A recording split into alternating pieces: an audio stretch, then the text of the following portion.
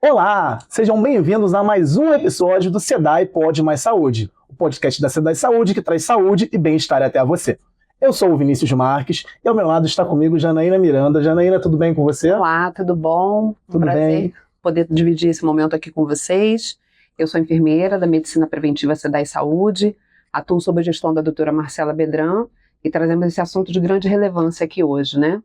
Com certeza, Janaína. Para falar sobre esse assunto, nossa temática de hoje vai ser o Outubro Rosa, o corpo, as emoções, o equilíbrio feminino. A gente trouxe até aqui a Vanessa Almeida. Vanessa, muito obrigada pela sua presença aqui. Se apresenta para a gente também. Eu sou a Vanessa Almeida, gratidão por abertura desse espaço. Sou Vanessa Almeida, sou nutricionista, tenho 45 anos e em 2022 passei por um câncer de mama.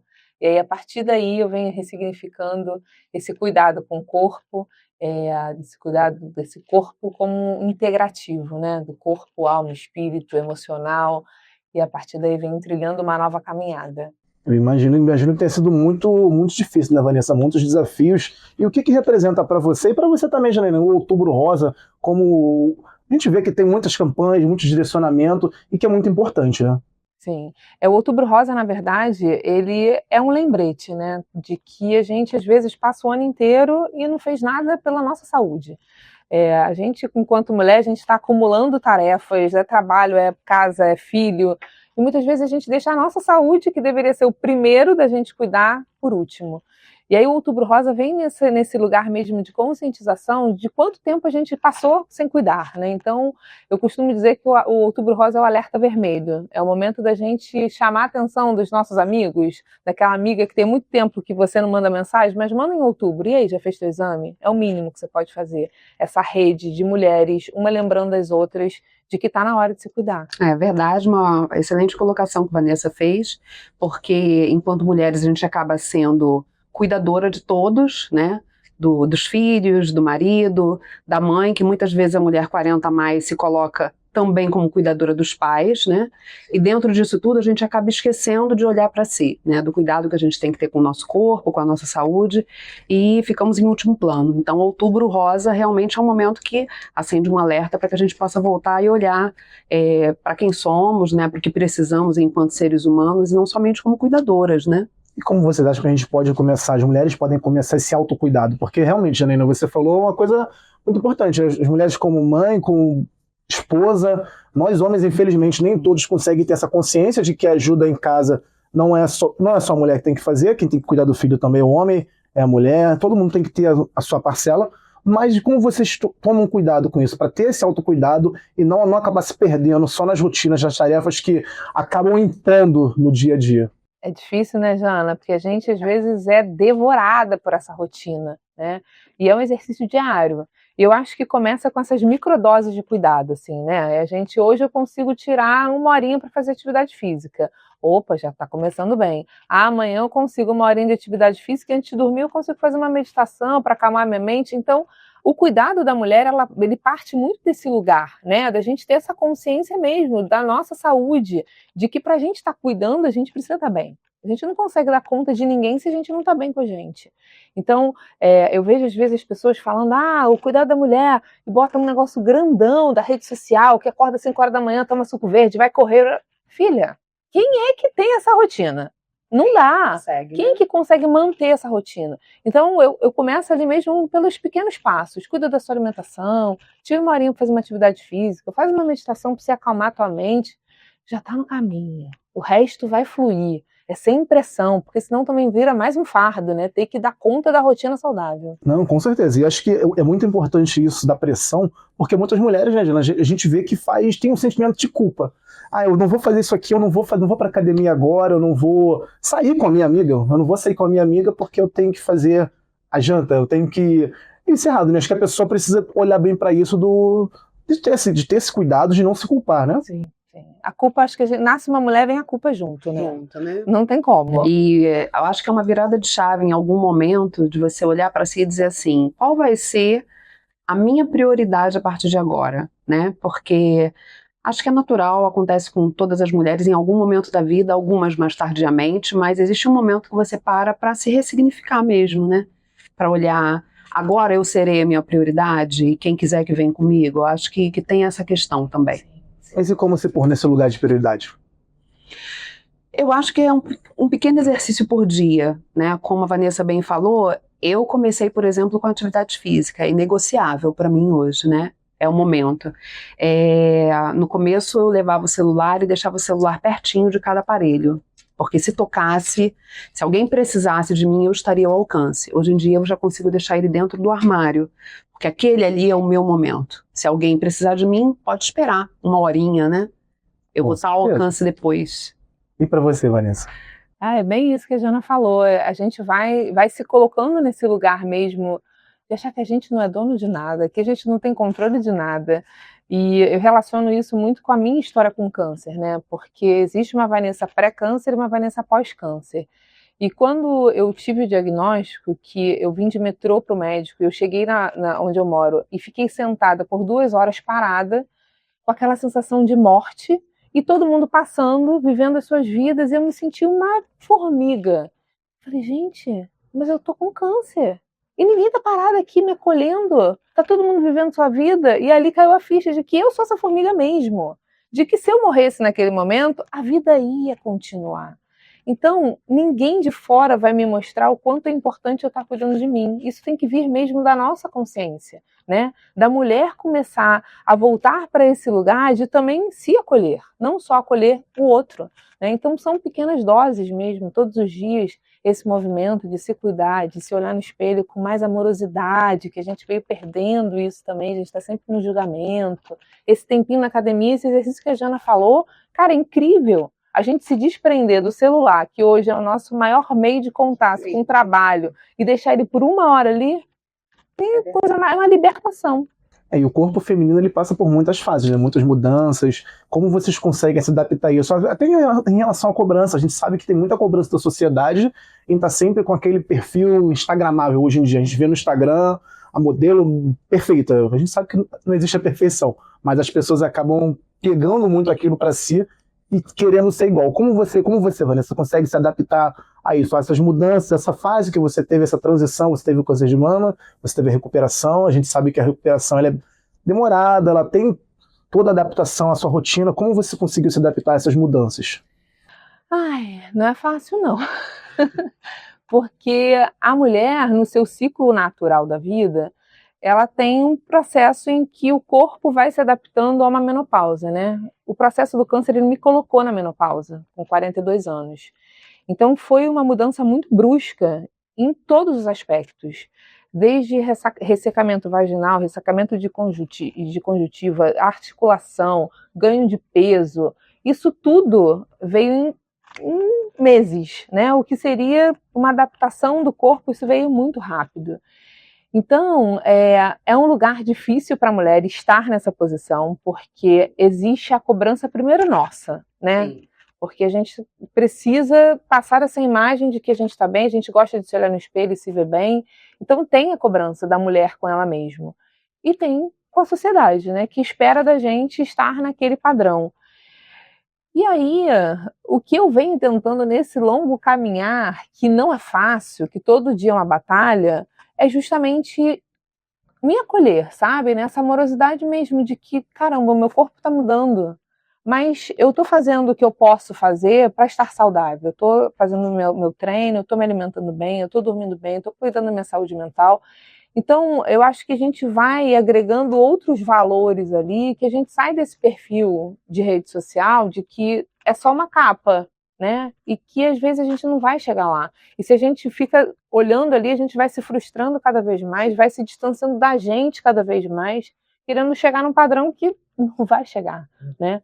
Então eu acho que vale muito essa autoconsciência de que eu estou cuidando com o amor do meu corpo, independente do que, se eu estou um pouquinho acima do peso, se eu estou com uma ruga, se eu estou não sei o quê, é independente, são coisas que começam a se separar, né? Vai trazendo mais essa consciência mesmo do que você está nutrindo seu corpo, com a atividade física, com a alimentação. Acho que é meio por esse caminho. Aproveitando, né, Jana, para falar sobre o amor do corpo, acho que você tem uma pergunta para fazer sobre nesse Sim. sentido, né? Na sua opinião, Vanessa, como que as mulheres, de modo geral, que se cobram tanto nessa condição de vigilância eterna, né, com ganho de peso, com rugas, né, e estar sempre perfeita, para ser apresentável de alguma forma dentro do que o padrão exige da gente, né? Na sua visão, o que a gente poderia deixar como uma dica para que as mulheres, de modo geral, não tivessem essa autocobrança de forma tão agressiva, né, tão presente todos os dias? Olha, Jana, essa aí é o pote de ouro, né? O pote da felicidade, porque isso está tão enraizado na nossa cultura, né? Eu acho que a gente já cresce isso, assim. Eu tenho memórias de eu criança estar com os meus primos no carnaval e escutar isso da família. Não, mas essa não cabe porque ela é muito grande. Apesar de ter a mesma idade das minhas primas, tinha essa comparação, ela é muito grande. Olha a perna dela, é muito grande. Então, isso a gente já cresce, né? Com essas informações, como se a gente não coubesse em um espaço, como se a gente não fosse parte daquilo ali. E isso vai alimentando e nutrindo a mulher a cada vez estar buscando uma referência que não existe. Porque se a gente pegar a referência de uma mulher dos anos 80 era uma, dos anos 90 era outra, dos anos 2000 era outra, e esses corpos estão mudando em busca incessante dessa perfeição que não vai chegar.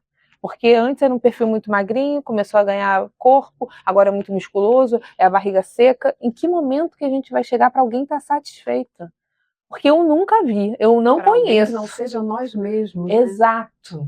E eu nunca vi nenhuma mulher que tenha falado assim, nossa, eu sou muito feliz com o meu corpo, cheguei na minha perfeição.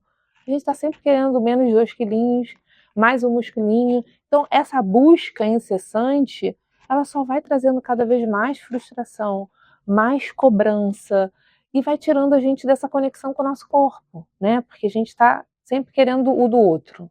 Ah, aquele lá é o melhor, deixa eu ir em busca. E nunca está no nosso melhor. Mas e quando a gente consegue ter esse ato de coragem, Vanessa? Porque é um ato de coragem, né? Você pegar, se assumir, você falou sobre as comparações que tinha por ser alto, por ser baixo.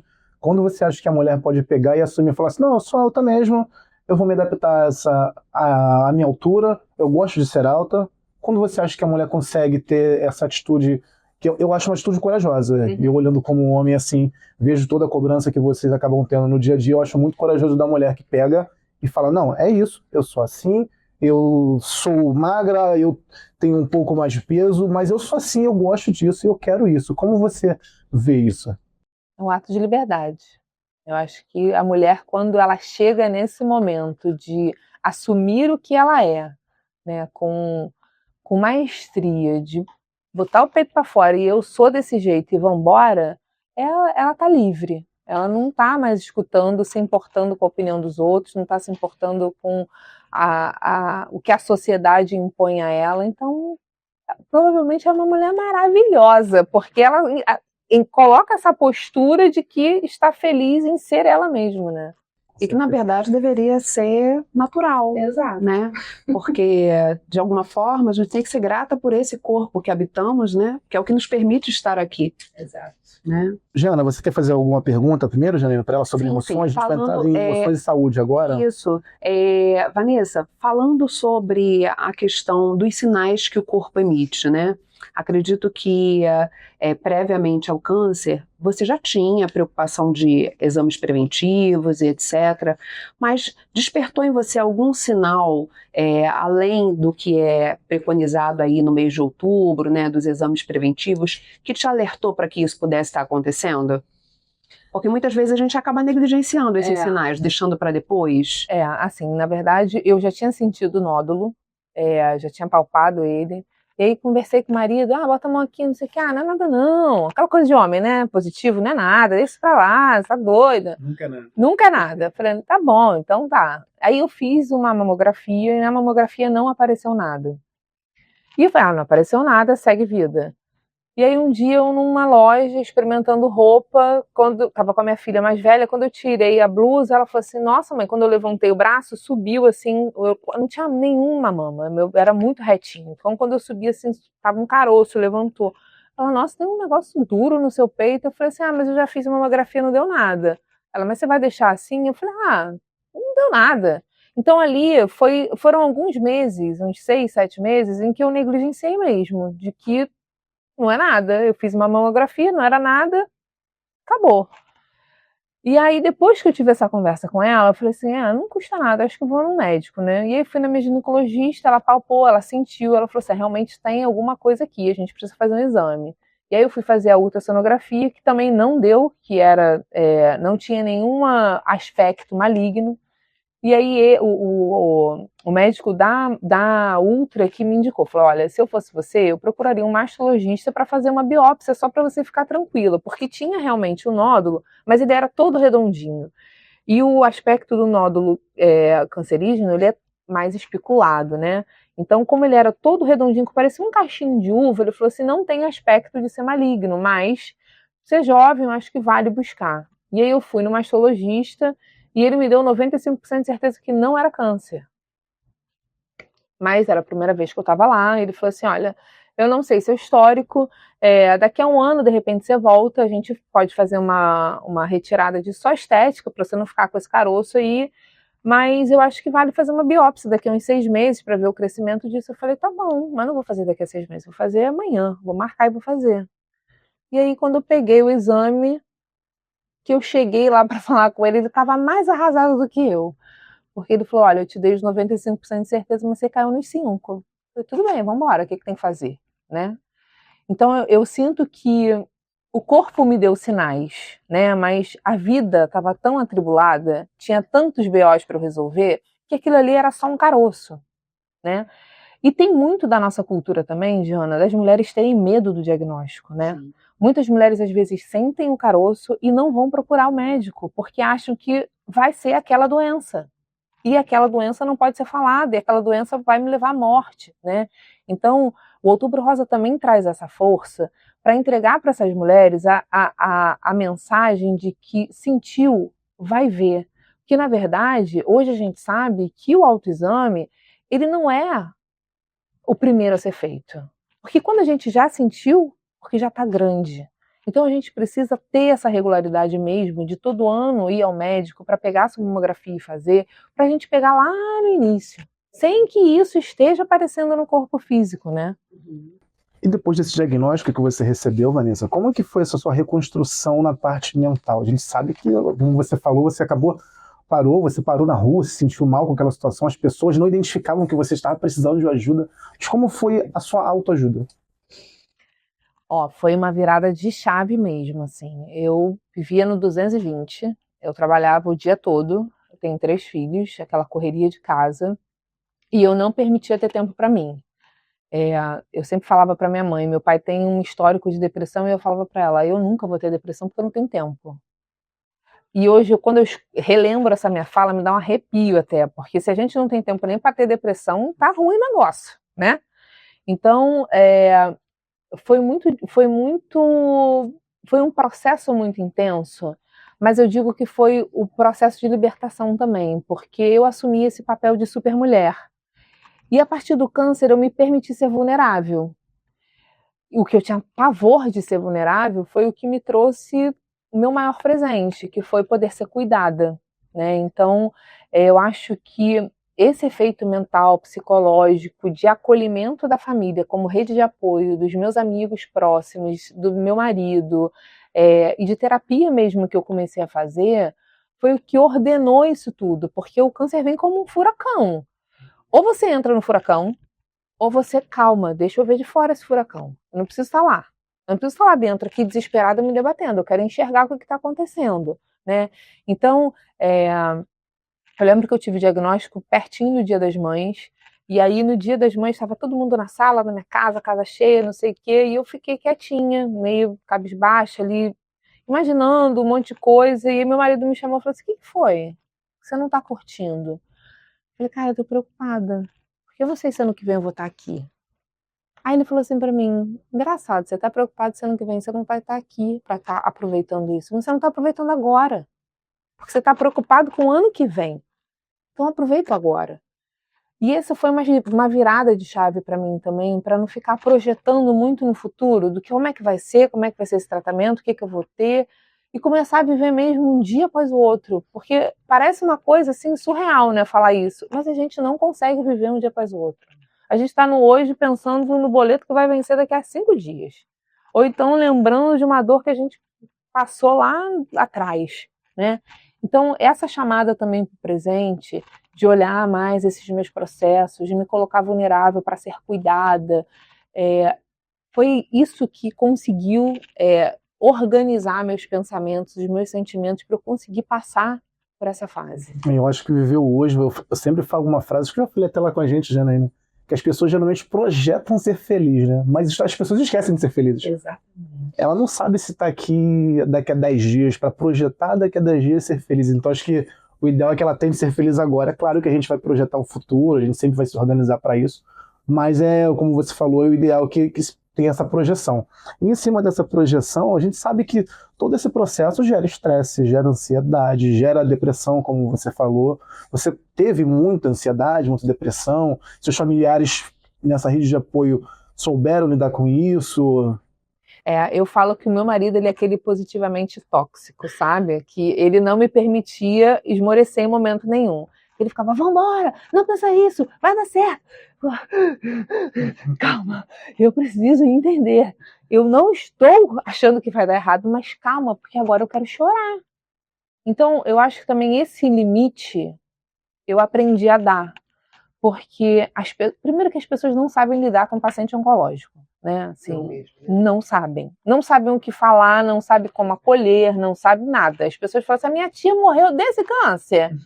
Bom, obrigada. Ou então, eu tenho aquela frutinha milagrosa que vai curar seu câncer. Então, as pessoas não sabem muito como lidar com isso, né? E o meu marido, assim, por ser muito positivo, ele às vezes me atravessava nesse lugar, de eu estar precisando chorar, ou eu estar com efeito colateral da quimio e precisar ficar quieta. E ele, vambora, já passou, vamos melhorar, vamos pro sol. Vamos... Cara, eu não quero, eu preciso desse momento.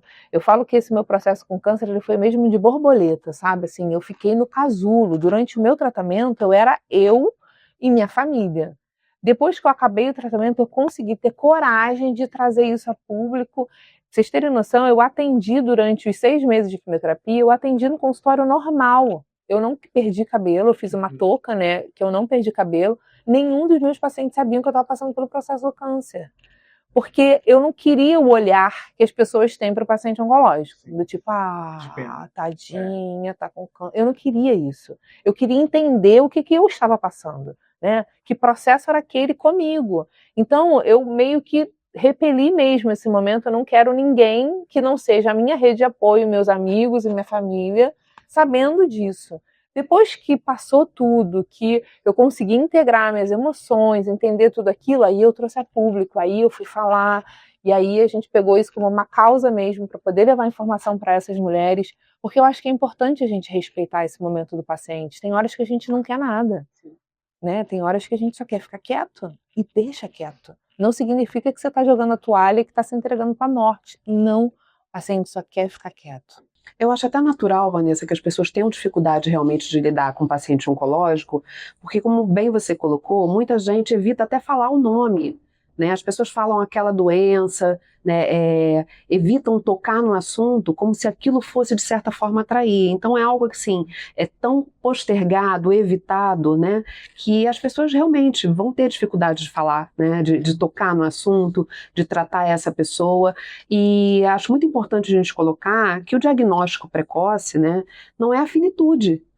Né? As pessoas acham que quando você fala, olha, eu estou com câncer, você tem ali um decreto final, e na verdade não é isso, né? Exato, mas a palavra tem esse peso, né? Eu, quando abri o diagnóstico, assim, a sensação que eu tive é que eu estava olhando nos olhos da morte, sabe? Porque não tem outra coisa, assim, você recebe um diagnóstico de diabetes, eu vou tratar. Tá com colesterol, mas câncer, ele é muito pesado, né? Porque o histórico do câncer ao longo dos anos, ele é pesado, né? E se você pegar tudo que passa na mídia, ninguém passa, fulano foi curado do câncer, não, morreu do câncer. O filme, a pessoa morre de câncer. A novela, a pessoa fica careca e morre de câncer definhando. Então, o que a gente tem como suporte emocional para isso, né, nas redes, geralmente é levando para esse lugar. Então é difícil mesmo a gente entender que tem vida nesse processo, né? E até por isso que o projeto social que eu tenho junto com uma amiga que fez tratamento comigo, a gente tem esse lema, né? Existe vida no câncer. Justamente para que as pessoas entendam que tem essa leveza. É um processo doloroso? Pra caramba. É horrível. O tratamento é pavoroso. Lidar com isso todos os dias é pavoroso. Mas passa. É um processo. Não é a reta final da sua vida, né? Então, eu acho que também levar essa informação para as pessoas de que não é uma sentença de morte, pode ser uma sentença de vida, se você souber passar por esse processo. Perfeito. E eu acho que é muito importante, né, Vanessa? Você falou bem sobre isso. A gente vê o quantitativo de quantas pessoas morreram anualmente, mas a gente não vê o quantitativo de quantas pessoas sobreviveram e foram curadas também. Porque a gente sabe que a maior parte das pessoas, graças a Deus, elas se curam, elas ficam curadas, elas conseguem se recuperar. E talvez uma campanha em cima disso seja realmente muito importante. Mas a gente vai aproveitar que você está aqui também falando sobre... Vamos falar um pouquinho sobre a sua profissão, sobre a sua área, sobre a alimentação. Janaína, com você. A comida está presente em muitos momentos, né? Felizes, momentos solitários, né? A gente aprecia a comida desde que a gente olha até salivar aquilo, né? Na sua opinião, por que a gente conecta tantas emoções em torno do alimento, né? Como é que é isso, Vanessa? Onde você falou, já estou emocionado, Janaína. Salivou também, né? Lembrou do bolinho de bacalhau? A gente nasce sendo nutrido pela mãe, né? Então essa conexão do peito ali é o momento de maior afeto que a gente recebe desde o nosso nascimento. Mesmo que a mulher não consiga amamentar, só de dar mamadeira é o olho da mãe no olho do filho, é o colinho, e a gente vai crescendo com essa emoção interligada com o alimento, né? A criança pequena, quando a avó vai visitar, leva o quê? Uma balinha, um docinho, um bolinho. A criança caiu, calma aqui, vamos ali tomar um picolé. Então a gente cresce com essa emoção interligado com a alimentação, né? E se você parar para pensar os momentos que você teve na sua infância, com seus primos, com a sua avó, com certeza vai ter um bolinho quente de vó no meio, com certeza vai ter aquela comida preferida da avó. Então, tá conectado, né? A gente tem essa memória afetiva com o alimento, não tem como desvincular isso. E são os melhores momentos, né? São os melhores momentos. Mas dá pra gente manter uma alimentação equilibrada, voltando principalmente pro foco das mulheres em si. A gente sabe que no período pré-menstrual e na menstruação é muito complicado. A mulher costuma ter vontades a mais, tem modificação hormonal, acaba comendo mais também. Mas dá pra manter um equilíbrio mesmo nesse período? Dá para manter equilíbrio. Eu costumo dizer que o mesmo brigadeiro ele pode ser comido de duas formas, né? O brigadeiro que você chegou super estressado do trabalho, que você levou uma bronca do seu chefe, brigou com seu companheiro e chegou em casa cheio de raiva, eu preciso comer isso para calar essa emoção. E tem um brigadeiro que você vai fazer feliz junto com seus filhos e colocar ali para se alimentar e, opa, que delícia, estamos comendo em família. Então, o alimento ele pode ocupar esses lugares, né? Que vai te levar para a culpa e vai te levar para o prazer. E eu acho que quando a gente escolhe olhar esse alimento como fonte de nutrição, ele sai desse lugar de que ele é nossa bengala, porque hoje a gente está usando o alimento como isso, né? Eu não quero sentir medo, então eu mereço um brigadeiro. Eu estou muito feliz, mas não sei como processar, então eu vou comer uma pizza. A gente está sempre colocando as nossas emoções no alimento. E aproveitando aí a campanha do Outubro Rosa, a gente da C10 Saúde também traz para vocês alguns benefícios. E eu vou falar aqui para vocês, colaboradores que estão aí realizando o exame periódico, vocês podem também realizar de forma gratuita uma consulta com ginecologista, ultrassonografia de mama, mamografia, ultrassonografia transvaginal e para você que já tem mais de 50 anos, você pode realizar densitometria. Olha, Janaína, eu quero agradecer aqui a você, Janaína, que está comparecendo aqui com a gente. Muito obrigado pela sua participação no episódio de hoje. Vanessa, muito obrigado pela sua presença também. Você trouxe... Nossa, acho que todas as mulheres que estão assistindo, Janaína que está aqui pode falar melhor, mas eu queria que você desse um recado final. Vamos lá. Para você que é mulher, não esqueça de fazer os seus exames, não esqueça de se priorizar. Para você cuidar do outro, você precisa estar se cuidando primeiro. Então, fica o convite para hoje, você mandar mensagem para sua mãe, para sua irmã, para suas amigas, lembrando a ela que é o momento de fazer esse exame, é o momento de se cuidar. E eu tenho certeza que tem muita vida pela frente. Se você quiser deixar suas redes sociais, quem quiser achar você também. O Instagram é vanessaalmeida.eusou. Perfeito. Então vou divulgar também aqui as redes sociais da SEDAI, Facebook, @SEDAI Saúde Oficial, e o Instagram, @SEDAI Saúde. Mais uma vez, Vanessa, muito obrigado. Janaína, muito obrigada pela sua presença também. E até o próximo episódio.